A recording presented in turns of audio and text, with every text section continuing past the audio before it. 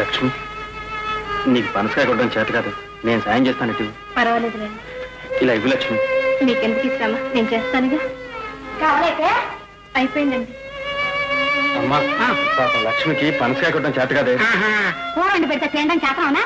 వట చూసావా మంగి, రోజు ఇదే వరుస. పెళ్ళాం కొంగ తిరుగుతాడు, దానికి సిగ్గులేదు, వీడికి సిగ్గులేదు. రే, నీకు ఇక్కడేం పని? ఈయన ఇంకా నయమ్మా, మీ అమ్మాయి గారిని అల్లుడు గారిని చూస్తే ఇంకా ఏమనేవారు. వాళ్ళకేమే, వాళ్ళు ప్రయోజకులు, వాళ్ళు ఎలా ఉన్నా పర్వాలేదు. వీడంటావా చాతగా? ఆ కాయ ఇవ్వండి, నేను కొట్టిస్తాను. మరి నీకేంటయ్యా? పనసకాయ కొట్టడం అందరికీ చేత కదమ్మా, అలవాటు ఉండాలి. లేవండి, నేను కొట్టిస్తాను, పర్వాలేదు. లేవండి. ఇంకే ఇంటికి తిమ్మరాదు, పనికి పోతురాదని కాస్త కాళీ దొరికింది, కూర్చుని చెప్పాలా? ఏ ఆ పప్పులు బాగుంది, వెళ్ళు.